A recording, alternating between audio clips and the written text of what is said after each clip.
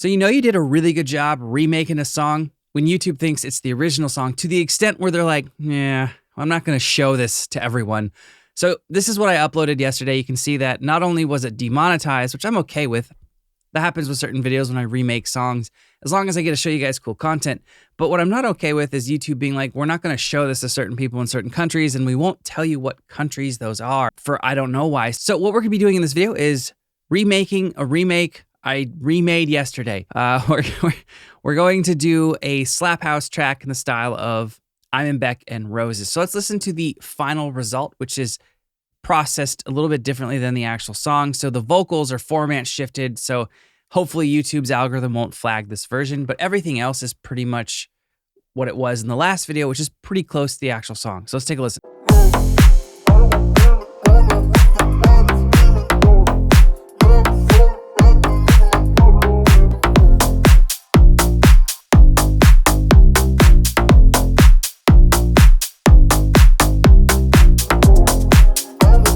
So if you want to download this entire Ableton template, link will be in the description. If you're not an Ableton user, if you're a Logic user like myself, or if you're one of those poor souls stuck in the endless loop of the Avid subscription, or you're an FL Studio user, I'll stem everything out so you can still use the sounds and samples. I'll even include the MIDI for the bass line. All right, so let's get the most important thing out of the way right away. Yes, I'm using Ableton. I know that's going to be weird for a lot of you. A lot of you know that I'm a Logic user. I've been using Logic since pretty much I fell out of my mother's womb. And yeah, I've had Ableton installed for like 5 years, and I thought I should finally use it a little bit more. So here we are. Getting on to the actual reason you're here watching this video, Slap House. So the first thing you need to do is find your catchy vocal, right? That's one reason why Slap House is so popular, is it's got really catchy vocal tracks. Now you can spin this 3 different ways. You could use an original vocal or a cappella, or you could find a hip hop or trap inspired or trap leaning song, I should say, and you could use that as your source material for your vocal. That's what Roses is. That's what Goosebumps is, for instance.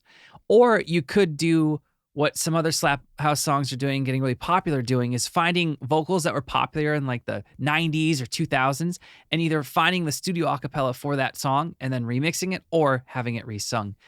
All right, so I am pretty sure that Imanbek actually took the entire track as opposed to the acapella. He took the St. John track, Roses, and he literally used that in the session. All right, so I'm not going to play this part in isolation. I did that in the first version of this video, so not going to do that in this version. But what we are going to do is we're going to talk about the processing. So basically, what he did was he stretched it to fit the tempo that he wanted, which is 122 beats per minute, and then pitched the entire track up 5 semitones. That's what gives it that kind of a chipmunk sound. Now from there, there's some processing that you would need to do to get it to work. So if you do this with another track, for instance, I think this will help out. First thing you want to do is cut out the low end instruments, especially if there's like a kick or if there's, like a sub bass or anything like that. So just use an EQ, could be a stock EQ. I used FabFilter Pro Q3. Just cut out some of the lows. Basically, that is it. Now, when you're working with like bootlegging and you're, taking tracks, like entire tracks, it might be helpful to use a resonant suppressor like Soothe 2 to clean things up. That's what I did. And then there's a lot of reverb on the entire acapella in the original version. And again, it kind of adds to the whole sonic aesthetic of this song. So it's a pretty cool idea. So I threw some reverb on. And then another instance of FabFilter Pro Q3 just to clean things up.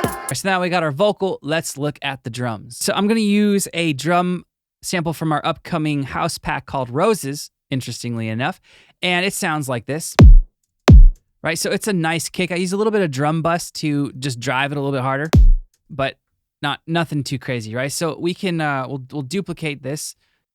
I will say that Ableton's duplicate feature's pretty nice. I'm not hating it. So here we have just our kick. Now let's grab a couple claps. So the first thing that you'll notice if you're really investigating Roses and a lot of slap house tracks, the claps are pretty short, they're pretty small, and they're quite wide.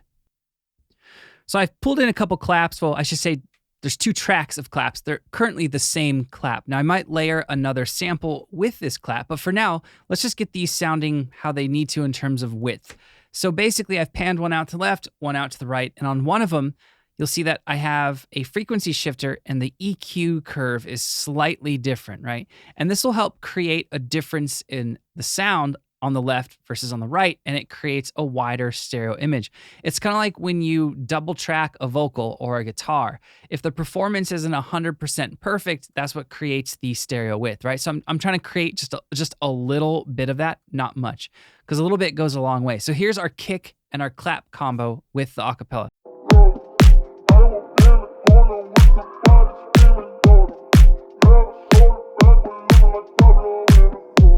All right, so next up, let's actually layer in one more clap.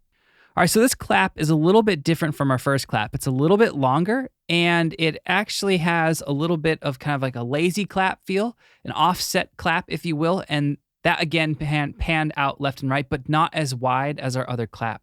So all of it together sounds like this.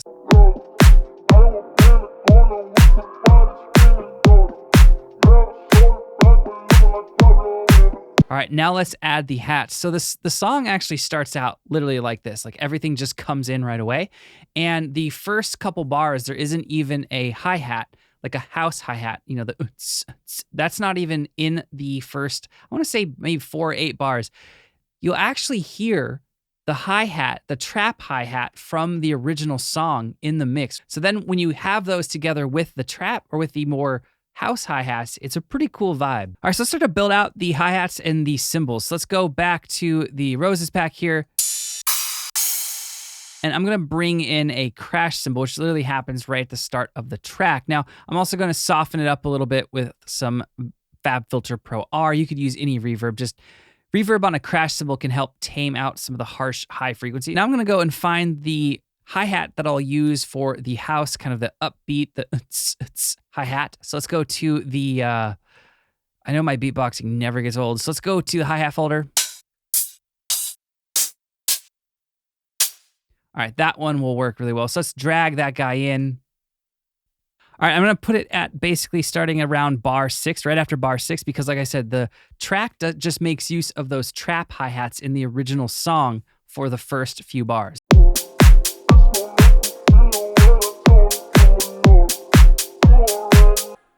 All right, and then at probably bar 10, we're gonna go grab a top loop and we're gonna drag that in just to give it more of that bounce for that house vibe. So let's go to our top loop section. On second thought, let's find a hi-hat loop, not something that has the snare clap in it.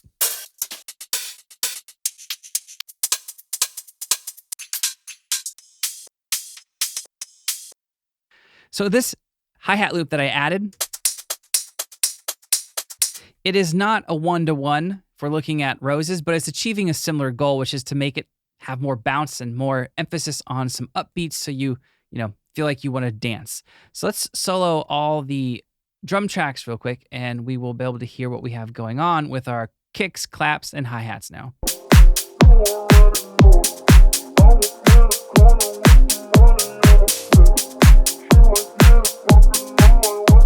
All right, so now it's time to take a look at the Serum presets. So I used 2 presets, layered them together to get the final sound. And this first one is called ESW Bass Roses, because why not? Why not call it Roses? Right on the nose. So let's go through what's going on with it. I'm not going to recreate it from scratch. I think that'll take a little bit too long, and it's not really needed. So the first thing we need to look at is the envelope. Short attack, fairly short decay, not a lot of release. Now, I'm using a second envelope as a filter envelope. I'm modulating the cutoff of a low-pass filter. So in terms of the waveform, the primary waveform is actually a square wave, but I'm using a second oscillator, oscillator B in this instance, as an FM source to add more of that FM style sound that we get from the bass. So I'm actually using a custom wavetable for this. I thought it sounded really similar to Roses. Now, if I just play that wavetable, right, it sounds pretty close, but if I turn it down and route it into our oscillator A, and use FM from B, it starts to sound a lot more similar. Now, I'm also going to layer in my noise oscillator, which I'm using a custom transient kick or snap, because there's a lot of snap and transient on the original bass. So that's what's going on here. That's why it's pitched up so high. So now let's take a listen. So that's our primary bass, right? Now, I used a second bass, a second preset in Serum that I made. And you guys, again, this is available in the download. And I'm using this as a way to just add a little bit more, I guess, gusto to the synth. So here's what it sounds like without an EQ on it. It's actually like a whole drop bass.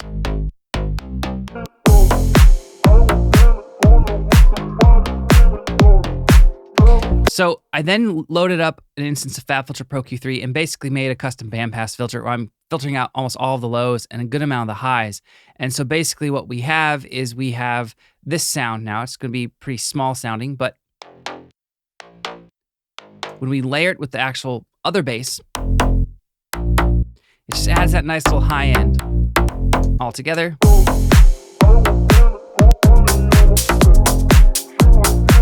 All right, so in terms of processing, I grouped the bass and I'm using an instance of ShaperBox and one compressor. So ShaperBox is handling the sidechain compression here. And I basically am going to set the mix a little bit lower because there's not a lot of pumping on it. I'm going to do about 85%. Now I'm using a custom shape here. It's a shape that I like to use when I want a little bit of ducking for mixing purposes, but I don't want it to sound like 2014 Swedish House Mafia level pumping. So basically, this doesn't go all the way down to the bottom, and this ramps up really quick. So I'm just allowing the snap in the first part of the sub of the kick to come through, and it allows it to breathe with the bass and the kick, but it doesn't add that really harsh or really intense pumping effect because I don't want that for this song. So that is basically it. That is basically the whole first half of the track, Roses. All right, so that's going to sum up this video. If you guys have any questions or comments, you can post those below and we'll get back to you as soon as we can. If you guys aren't subscribed to our channel, you know the drill. Hit that subscribe button. The support really does mean a lot to us. And if you guys haven't ever checked out our website, echosoundworks.com, definitely head on over there. There's a ton of free content, samples, loops, and presets. And of course, there's some premium sound sets and sample packs as well. And lastly, if you guys use Instagram, consider giving us a follow. We run a lot of contests, giveaways, and promotions on that platform. And I think you guys will like what we're doing over there. All right, thank you for watching. I'll see you next time.